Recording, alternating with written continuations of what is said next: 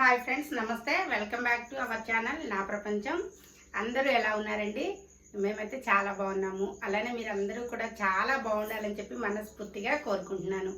ఇంకా నేను నిన్న మొక్కల వీడియో పెట్టినప్పుడు కొన్ని చెప్పాలి అనుకున్నా కానీ అక్కడ అంటే ఆ సందర్భంలో అయితే నాకు గుర్తు రాలేదు. ఇంకా కడియం నర్సరీ గురించి చెప్పాలి అని అంటే అక్కడ కడియం వెళ్ళిన తర్వాత అంటే మనం రాజమండ్రి సైడ్ వెళ్ళినప్పుడు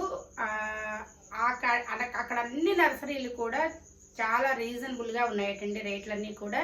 అలాగనే పూల చెట్లు కూడా వెరైటీ ఫ్లవర్స్ కానీ మామూలుగా ఫ్రూట్స్ ప్లాంట్స్ కానీ అవన్నీ కూడా వెరైటీగా చాలా వెరైటీస్ ఉన్నాయటండి. అన్నీ కూడా మనం చక్కగా తెచ్చుకొని అంటే మొక్కల్ని ప్రేమించే వాళ్ళు, మొక్కలంటే ఇష్టపడే వాళ్ళు, ఇంట్లో కొంచెం ప్లేస్ ఉన్నా కానీ మొక్కలు వేయాలి అనుకునే వాళ్ళు ఉంటారు కదా, అట్లాంటి వాళ్ళకి ఈ వీడియో కొంచెం యూజ్ అవుతుంది అని చెప్పి మొక్కలు తెప్పించుకున్న తర్వాత నా మనసుకి అనిపించింది.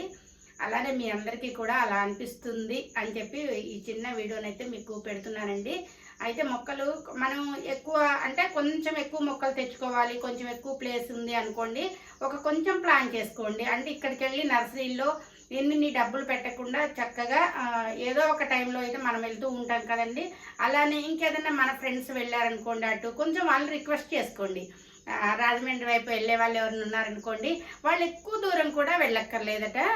దగ్గర అంటే రోడ్డు మనకి ఆ కడియము ఆ వేలో వెళ్తుంటేనే ఆ రోడ్డు మీదనే నర్సరీలు అన్నీ కూడా చాలా నర్సరీలు మనకి ఉన్నాయట. అక్కడ ఒక నర్సరీకి వెళ్ళి ఎక్కడో కొంచెం ప్లేస్కి వెళ్ళడము, వెళ్ళిన వాళ్ళకి ఇబ్బంది పెట్టడము కాకుండా చక్కగా కడియం నర్సరీ మనకి స్టార్టింగ్ నుంచి అన్నీ కూడా మనకి నర్సరీలు లైన్గా కనిపిస్తూ ఉంటాయటండి. రకరకాల మొక్కలు ఉన్నాయట.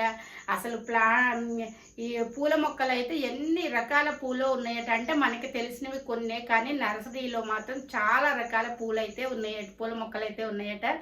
అందరూ కూడా మంచిగా ప్లాన్ చేసుకొని మొక్కల్ని తెచ్చుకుంటారు అని చెప్పి నేనైతే అనుకున్నాను.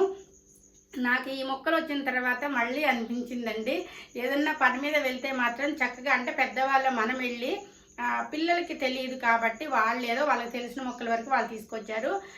మనం వెళ్ళినప్పుడు మనకి ఏ ప్లాంట్ వెరైటీగా ఉంది, మనకి ఇక్కడ పండేవి అంటే మొక్కలు పూల మొక్కలే కాకుండా పండ్ల మొక్కలు కూడా మనకి ఇక్కడ ఏమన్నా ఆ పండ్ల మొక్కలు మన దగ్గర పండ్లు వస్తాయి అని చూసుకొని మనం చక్కగా అలాంటి మొక్కలు కూడా తెచ్చుకుంటే బాగుంటుంది అని నా చిన్న సలహా అనమాట.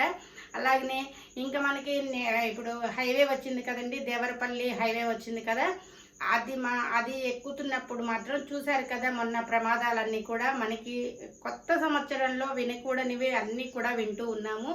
అసలు ప్రమాదాలు చాలా జరుగుతున్నాయండి. ఎంత కేర్గా వెళ్ళినా కానీ మరి ముందొచ్చే వాళ్ళు మంచి రాకపోవటం, మనం అసలు రోడ్డు మీద వెళ్తున్న వాళ్ళకే మరి ఎందుకు అంత అజాగ్రత్తగా ఉంటున్నారో తెలియట్లేదు. అందువల్ల ఏ హైవే ఎక్కినా సరే జాగ్రత్తగా వెళ్ళి జాగ్రత్తగా రండి. వెళ్తున్న మనం జర్నీ చేస్తున్నామంటేనే ఒక రకమైన భయం పట్టుకుందండి. ఎందుకని అర్థం కావట్లేదు. ఇప్పుడు కొత్త హైవే వేశారు, చక్కగా జర్నీలు చేయొచ్చు అని చెప్పి సంతోషం అందరికీ ఉంటుంది. కానీ మొన్న రీసెంట్గా భోగి ముందు రోజు అనమాట, భోగి ముందు రోజే హైవే మీద కూడా 4 కార్లు యాక్సిడెంట్ అటండి. అది మరి ఎందుకు అంత అజాగ్రత్తగా ఉంటున్నారు అదొకటి. తర్వాత మరి డ్రింక్ అండ్ డ్రైవ్ అంటారు కదండి, డ్రింక్ అండ్ డ్రైవ్ చేయొద్దు అని అంటున్నారు. మరి పోలీసులు ఏం చేస్తున్నారో అయితే నాకైతే తెలియట్లేదు. మరి డ్రైవ్ చేసే వాళ్ళంతా కూడా డ్రింక్ చేసే వస్తున్నారు.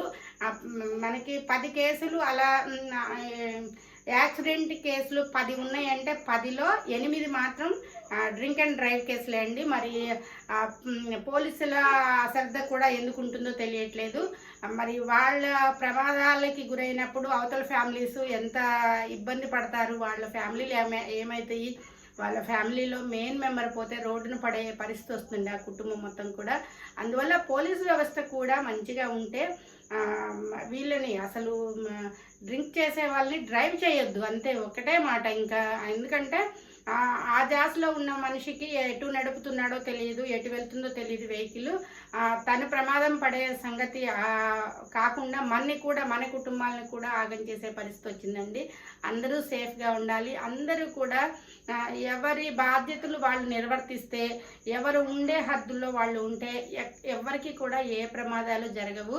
ఇదండి నాకు కొత్త హైవే వచ్చిన తర్వాత మళ్ళీ యాక్సిడెంట్లు మాట విన్నప్పుడు చాలా బాధ అనిపించింది. ఎవరైనా కానీ సేఫ్గా ఉండండి, అందరూ కూడా మంచిగా ఉండండి, అందరూ కూడా జాగ్రత్తగా వెళ్ళండి. వెళ్ళే వెహికల్ ఏ వెహికల్ అయినా సరే మీరందరూ కూడా జాగ్రత్తగా వెళ్ళండి. అలాగనే ఇంకా మొక్కల గురించి సంతోషంగా మీతో వీడియో పంచుకోవాలి అనిపించింది. కానీ ఆ మొక్కలు, ఆ రాజమండ్రి, ఆ హైవే అనేసరికి మళ్ళీ కొంచెం ఇందులోకి వచ్చేసానమాట. అందువల్ల మొక్కల్ని ప్రేమించే వాళ్ళకైతే నా వీడియో ఇది మంచి హెల్ప్ అవుతుంది. మీరు ఎక్కడెక్కడి నుంచో వస్తూ ఉంటారు, అటు రాజమండ్రి సైడు, ఆంధ్ర సైడు అన్నీ చూడాలి అని వెళ్తూ ఉంటారు. మనం వెళ్తున్నప్పుడు జస్ట్ కొంచెం మొక్కలు ఇష్టం ఉన్న వాళ్ళు మాత్రం అక్కడ కడియం నర్సరీలో ఆగి చక్కగా మొక్కలు తెచ్చుకోండి. మనకి ఎక్కువ మొక్కలు తక్కువ రేటుకి, అది నా కాన్సెప్ట్ ఏంటంటే ఎక్కువ మొక్కలు తెచ్చుకోవచ్చు, తక్కువ బడ్జెట్లో తీసుకొచ్చుకోవచ్చు. ఇదనమాట నా కాన్సెప్ట్. దీనికోసమే నేను వీడియో అనేది చేయడం జరిగింది. నాకు చక్కగా 30 మొక్కలు తీసుకొచ్చేసరికి ఎంత ఆనందం వేసిందో అండి. ఇక్కడ 3000 అయ్యే మొక్కలు అక్కడ నాకు 900కే వచ్చినాయి అనమాట. ఆ సంతోషాన్ని మీతో పంచుకోవాలని చెప్పి ఈ వీడియోలో నిన్న చెప్దాము అనుకున్నాను. ఇవంతా కూడా అక్కడ నాకు ఎంత చెప్పడానికి ఆ మొక్కలు వేసుకుంటూ మాట్లాడటం కుదరలేదనమాట. అందువల్ల చక్కగా మొక్కలు ఎవరికైనా మీకు బాగా నచ్చుతాయి, మాకు మొక్కలు వేయాలని కోరిక ఉన్న వాళ్ళు ఇది ఫాలో అవ్వండి. థ్యాంక్ యూ అండి. ఇంత ఓపికగా విన్న మీ అందరికీ కూడా చాలా చాలా థ్యాంక్ యూ అండి.